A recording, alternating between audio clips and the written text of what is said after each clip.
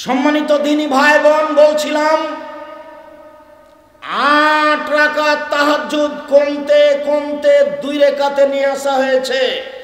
অন্তত কেউ যদি রাতে 2 রাকাত সালাত আদায় করে, তাহলে পৃথিবীর ভালো মানুষ যারা, ওদের নাম যে খাতাতে আছে এদেরও নাম সেই খাতাতে হবে। এ কথা আমি বলিনি, এ কথা কে বলেছেন? মুহাম্মদ সাল্লাল্লাহু আলাইহি সাল্লাম বলেছেন। মনে রাখার জন্য অনুরোধ জানাচ্ছি। এক খেলে চেয়ে থাকবেন, আপনার ক্লান্তির আগে আমি কথা শেষ করব ইনশাআল্লাহ। রাতে যদি উঠতে চান, তাহলে একটা কথা মনে রাখবেন, আজ থেকে এশার সালাতের পরে বেশি কথা হবে না।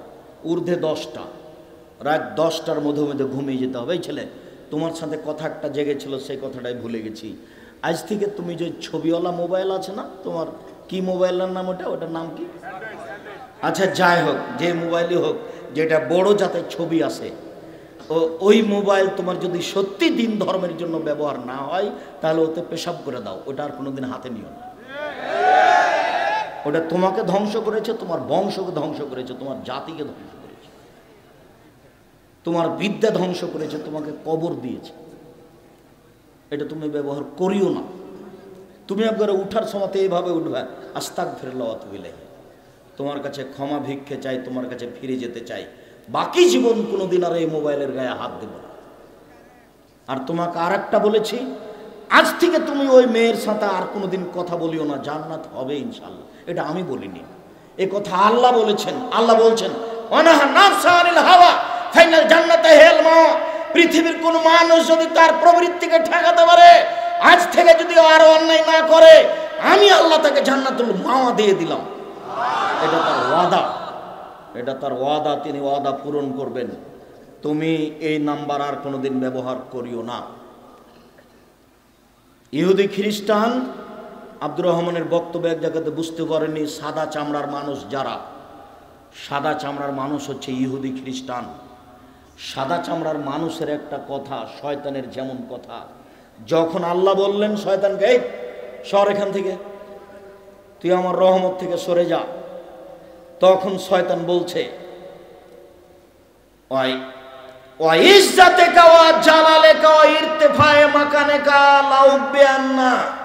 তোমার ইজ্জতের কসম, তোমার সম্মানের কসম, তোমার মর্যাদার কসম, আদমের ছেলে মেয়েকে আমি ভ্রষ্ট করবই করব, ওদেরকে আমি জাহান্নামে নিয়ে গিয়েই ছাড়বো, আমি একাই জাহান্নামে যাব।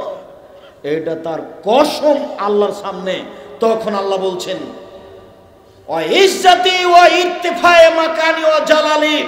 শয়তান শুনে রেখো, আমার মর্যাদার কসম, আমার সম্মানের কসম, আমার ইজ্জতের কসম, যতবার আদম সন্তান ক্ষমা চাইবে ততবার ক্ষমা করে দিব,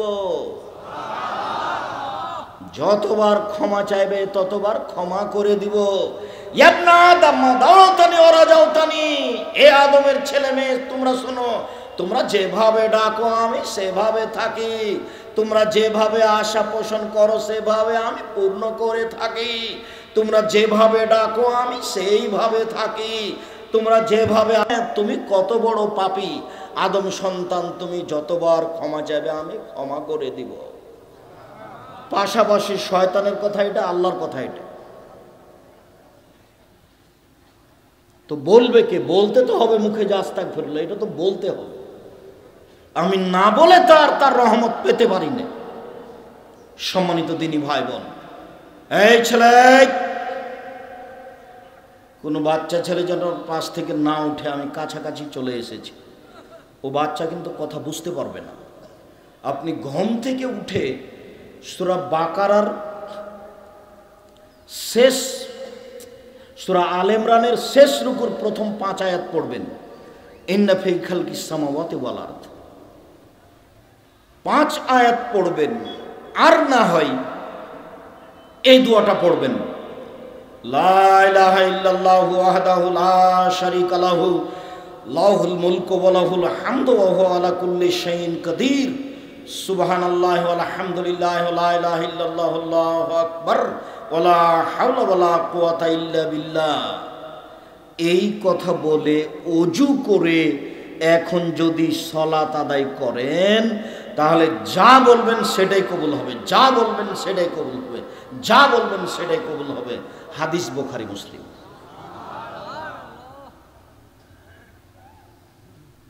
তবে এর চেয়ে বড় দোয়া আছে, বলা না বলা আপনার ব্যাপার। আপনি ঘুম থেকে উঠে আকাশের দিকে মুখ করে বলবেন, আল্লাহুম্মা লাকাল হামদু আনতা মালিকুস সামাওয়াতি ওয়াল আরদি ওয়া মান ফিহিন্না ওয়া লাকাল হামদু আনতা নূরুস সামাওয়াতি ওয়াল আরদি ওয়া মান ফিহিন্না ওয়া লাকাল হামদু আনতা মালিকুস সামাওয়াতি ওয়াল আরদি ওয়া মান ফিহিন্না ওয়া লাকাল হামদু আনতাল হাক্কু ওয়া আদাকাল হাক্কু আলাইকা ওয়া কাহাক্কুন ওয়া কাওলুকা হাক্কুন ওয়াল জান্নাতু হাক্কুন ওয়ান নারু হাক্কুন ওয়া নাবিয়ুনা হাক্কুন ওয়া সাআতু হাক্কুন ওয়া মুহাম্মাদুন হাক্কুন আল্লাহু লাকা আসলামতু ওয়া আলাইকা তাওয়াক্কালতু ওয়া ইলাইকা আনাবতু ওয়া বিকা খাসামতু ওয়া ইলাইকা হাকামতু ফাগফির লিমা কাদ্দামতু ওয়া মা আখখারতু ওয়া আসরারতু ওয়া মা আলামতু ওয়া মান তাআলামু বিহি মিন্নি আনতাল মুকাদ্দিমু ওয়া আনতাল মুআক্খিরু লা ইলাহা ইল্লা আনতা ওয়া লা ইলাহা গায়রুকা। লম্বা হলো নাকি?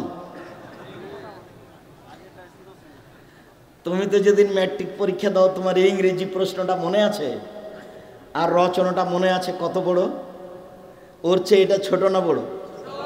ছোট। তো তুমি সাহসারা হলে যে তুমি এক রাতে ইংরেজি রচনাটা মুখস্থ করেছো, 3 বার লিখেছো, তোমার মনে পড়ে না? তুমি অত শ্রম দিয়েছে, এটাতে তুমি হাফসুল খেয়ে গেলে না। ছোট দোয়া পড়ে পড়ে অভ্যাসই আছে। আল্লাহুম্মা বিসমিকা মুতওয়াহিয়া, তোমার নামে মৃত্যুবরণ করলাম, তোমার নামে জীবিত হব। ছোট্ট দোয়া পড়ে অভ্যাসই হয়ে আছেন, তাই না? আল্লাহুম্মা আসলামতু নাফসি ইলাইকা ওয়াজ্জাহতু ওয়াজহি ইলাইকা ওয়া ফাওয়াজতু আমরি ইলাইকা ওয়ালজাতু জাহরি ইলাইকা রাগবাতান রাহবাতান ইলাইকা লা মালজা ওয়া লা মানজা মিনকা ইল্লা ইলাইকা আমানতু বিকিতাবিকা আল্লাযী আনজালতা ওয়া নাবিয়িকা আল্লাযী আরসালতা। আল্লাহর নবী ডান কাতে শুয়ে এই দোয়া পড়তেন। সম্মানিত দিনী ভাই বোন, এবার আমরা কাছাকাছি চলে এসেছি। এই তো দোয়া, যদি কিছুই না পারেন তো যাক, আপনি ঘুম থেকে উঠলেন, সুন্দর করে ওযু করলেন, 2 রাকাত সালাত আদায় করবেন। আল্লাহর নবী বলেন, কেউ যদি সুন্দর করে ওযু করে পায়ে হেঁটে মসজিদে যায়, সালাতের পরে বসে বসে তাসবিহ তাহলিল জিকির আজকার করে, তাহলে সে হয়ে যাবে সেই দিনের মতো যেদিন তার মা তাকে জন্ম দিয়েছে।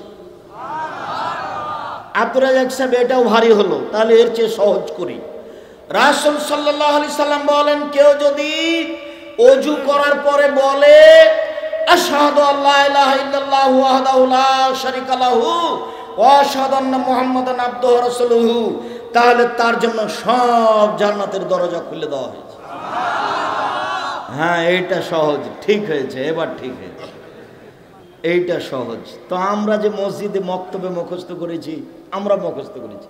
আমার চাচা মক্তবে পড়াতেন, খুব মেজাজি মানুষ, লাঠি নিয়ে বসতেন, আমাদেরকে বলতেন ওযুর শেষে এই দোয়া পড়তে হয়, আল্লাহুম্মা জালনি মিনাত তাওয়াবিন ওয়াজালনি মিনাল মুতাতাহিরিন।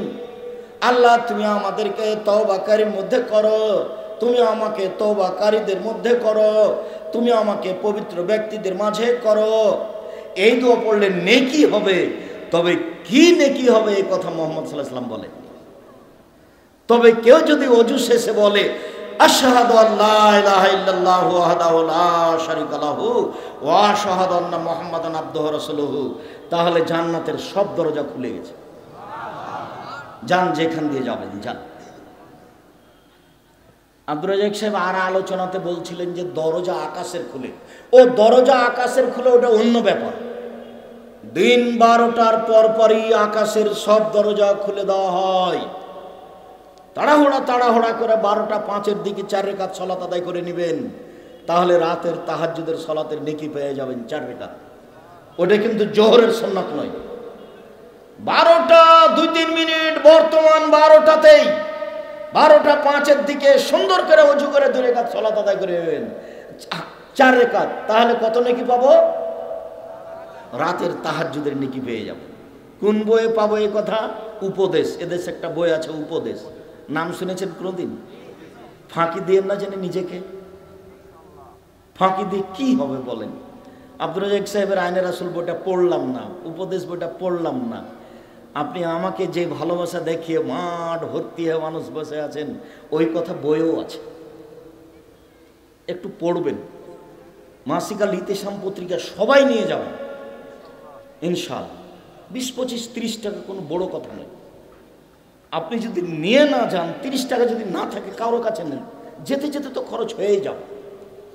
উপস্থিত দিনী বৈঠকের মুসলিম বোন শোনেন, আপনার জন্য জান্নাতের দরজা খোলা আছে দুই ভাবে।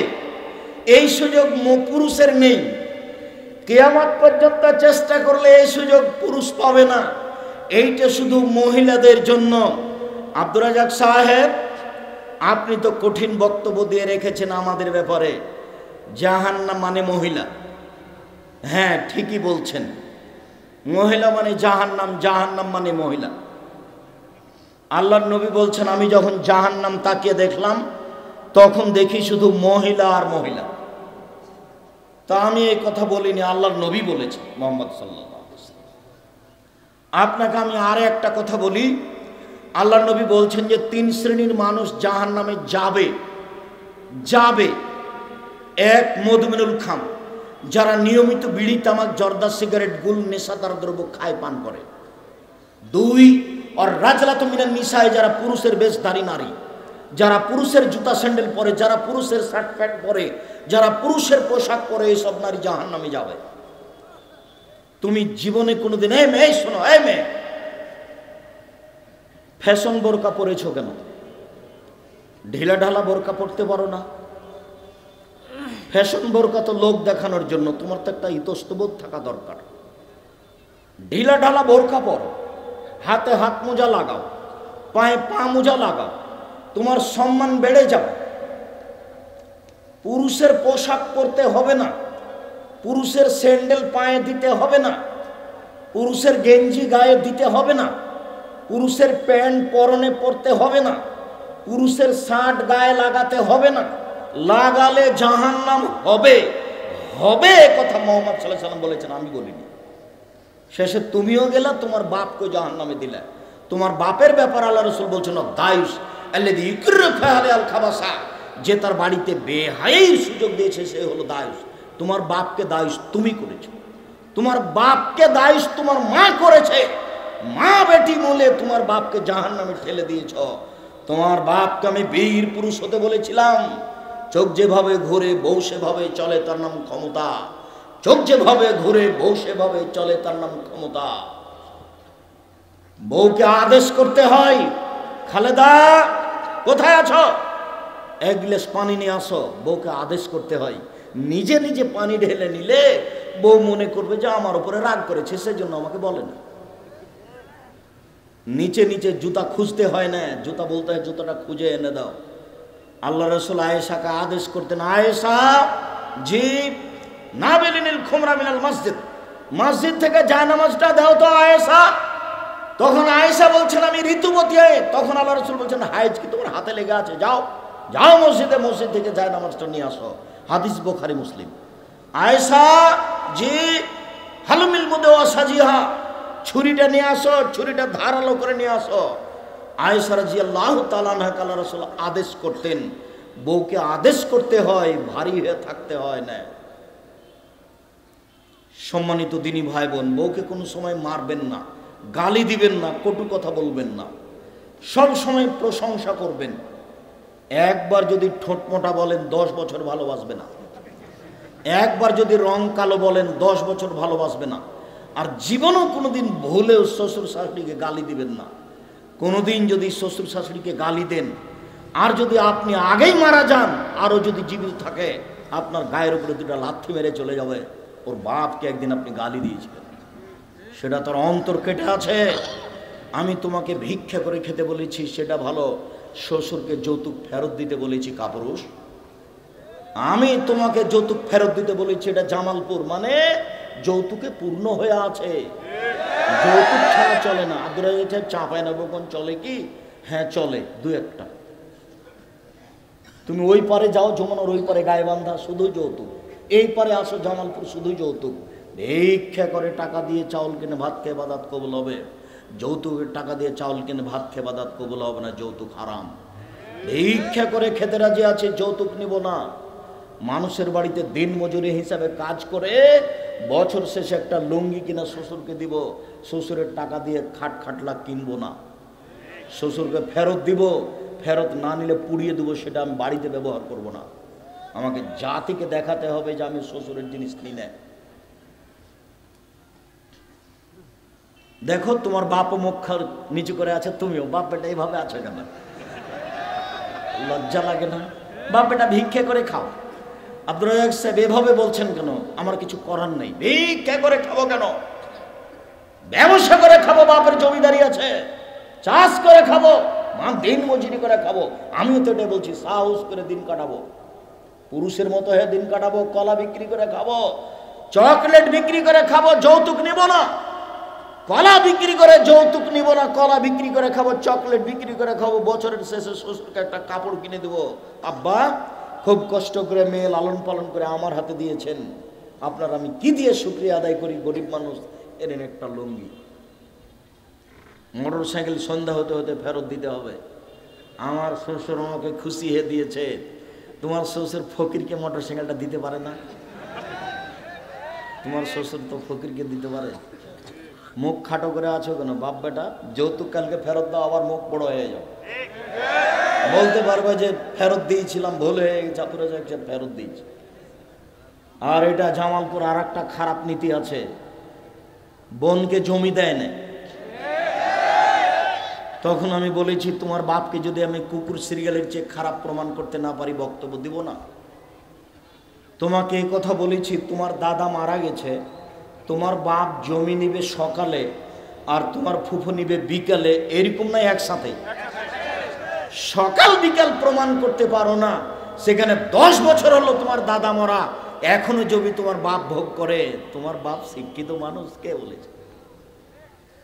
তোমার বাপ ভালো মানুষ কে বলেছে? এটা আমি তো কোনোদিন বলিনি, আমার জীবনে আমি কোনোদিন এভাবে বক্তব্য দিইনি। আমার তো যদি আমাকে বলো, আব্দুর রাজ্জাক সাহেব আপনার নাকি বাপ বেঁচে নেই, জি, আমি মাটি দিয়ে এসে আগে জমি ভাগ করেছি, তারপরে ভাত খেয়েছি।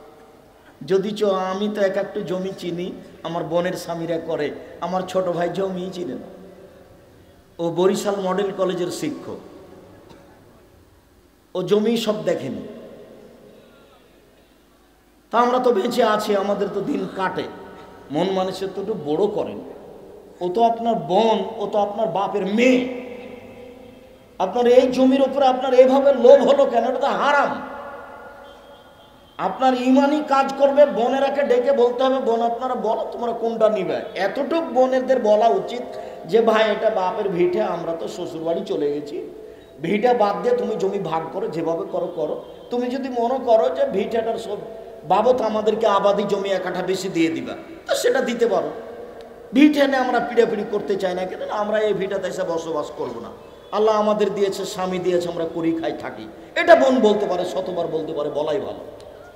কিন্তু জমি ভাগ হতে দেরি হলো কেন? তা হবে কিন্তু আগামীকাল সন্ধ্যা হতে হতে, ফজর হতে সন্ধ্যা হতে হতে জমি ভাগ হয়ে যায়। সম্মানিত দিনী ভাই বোন, শেষের দিকে এসে বলছি,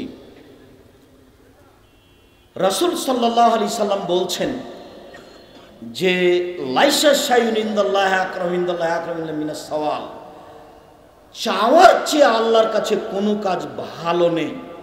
আল্লাহর কাছে সবচেয়ে প্রিয় কাজ হচ্ছে চাওয়া। ওর কাছে চাইবেন যত, তিনি তত খুশি হবেন। চায় না যে তার উপরে তিনি অসন্তুষ্ট হন। রাসূল সাল্লাল্লাহু আলাইহি সাল্লাম বলেন, পৃথিবীর মানুষ মনে রেখো, ইন্নাদ দীনা ইসরুন, দিন হচ্ছে সহজ। লা ইশাদ্দাদ দীনা ইল্লা গালাবাহু, কেউ যেন দিনকে শক্ত করতে না চায়, এক রাতে এই কোরআন মাজিদ পড়তে না চায়, নইলে দিন তার উপরে জয় হয়ে যাবে। অতএব সাদ্দেদু, মধ্যম পন্থা অবলম্বন করো। 2 কারেবু, পরিমিত ভাবে ইবাদত করো। 3 অবসেরু, পরস্পরে সাহায্য করো, রাতে উঠতে বলো। 4 ওয়াস্তাইনু বিল গুদওয়াতি ওয়াল আসাল ওয়া শাই মিনাদ দুলজা, সকালে চাও, বিকালে চাও, রাতের অন্ধকারে চাও, সূর্য ডুবার আগে চাও, সূর্য ওঠার আগে চাও, রাতের গভীরতায় চাও। এইটা রাত 1টার পর থেকে নিয়ে ফজরের আজান পর্যন্ত, 2টার পর থেকে নিয়ে ফজরের আজান পর্যন্ত, 3টার পর থেকে নিয়ে ফজরের আজান পর্যন্ত অন্তত 2 রাকাত সালাত আদায় করে আল্লাহর কাছে মনের ভাব প্রকাশ করুন। হাত তুলে দোয়া করলে আল্লাহ ফেরত দেন না, লজ্জাবোধ মনে করেন। আরেকটা দোয়া পড়ে যদি দোয়া করেন, তার নাম ইসমে আজম। এ দোয়া, আল্লাহুম্মা ইন্নী আসআলুকা বিআন্নাকা আনতাল্লাহ লা ইলাহা ইল্লা আনতাল আহাদুস সামাদুল্লাযী লাম ইয়ালিদ ওয়া লাম ইউলাদ ওয়া লাম ইয়াকুল লাহু কুফুয়ান আহাদ। দুয়ার বইয়ে দেওয়া আছে, এর নাম ইসমে আজম। ইসমে আজম আগে পড়বেন, তারপরে দুরুদ পড়বেন, তারপরে নিজেরটা বলবেন যে আমার একটা গাড়ির ব্যবস্থা করে দাও, বা বলবেন আমার ছেলেটাকে মানুষ করে দাও, বা আমার একটা বাড়ির ব্যবস্থা করে দাও। যেইটা প্রয়োজন সেটা আপনি বলবেন। এটা হলো বলার পদ্ধতি। আবার একটু এক মুখে, এই ছেলে আমি দোয়া পড়ি তারপরে উঠো। আর তো আমার জরুরি আর একটা কথা আছে। আপনার এই মাসিক আল ইতেসাম পত্রিকা, অন্যান্য বই তো আছেই। যেই প্রোগ্রাম 13-14 জানুয়ারি আপনাদের বড় প্রতিষ্ঠানে করতে চেয়েছিলাম, সেটা স্থগিত করা হয়েছিল, সেটা তো জানেন। জামিয়া সালাফিয়া ডাঙ্গিপাড়া পবা রাজশাহী। এটা হলো 3-4 মার্চ ঢাকা। জামিয়া সালাফিয়া রূপগঞ্জ নারায়ণগঞ্জ ঢাকা। এটা হলো মার্চের 3-4। আপনাদের যে বিশাল মসজিদ রূপগঞ্জ নারায়ণগঞ্জ ঢাকা, 200 শতক জমির উপরে, যার একতলাতে 10,000 মানুষ সালাত আদায় করতে পারবে, সেই মসজিদের উদ্বোধন ঘোষণা হবে ইনশাআল্লাহ মার্চের 4 তারিখ রোজ শুক্রবার। সেদিন সবাই উপস্থিত হওয়ার চেষ্টা করবেন আমার দিনী ভাই বোন। সেদিন আপনাদের ভালোবাসা আমি আন্তরিকভাবে দেখব ইনশাআল্লাহ।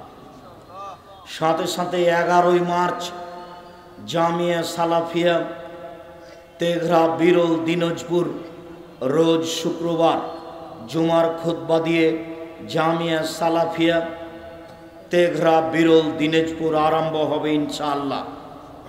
সেদিন এই প্রতিষ্ঠান চালু হবে।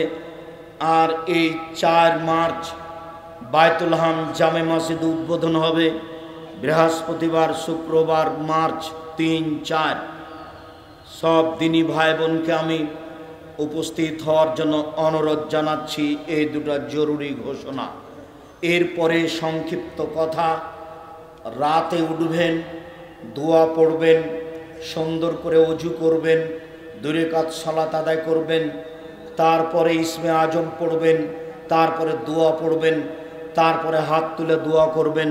হাত তুলে দোয়া ফেরত দেওয়া হয় না, যা দুয়ার বইয়ে আছে দেওয়া। আমার দিনী ভাই বোনকে আমাদের এই সংক্ষিপ্ত বলা কথাগুলি মেনে চলার অনুরোধ জানিয়ে আব্দুর রহমান বিন আব্দুর রাজ্জাকের এই গুরুত্বপূর্ণ আজকের বক্তব্য স্মরণ রাখার অনুরোধ জানিয়ে, স্টেজে সব বইগুলি আছে, বিশেষভাবে আবদুল্লাহর বই দেখতে পাচ্ছি, মিন্নাতুল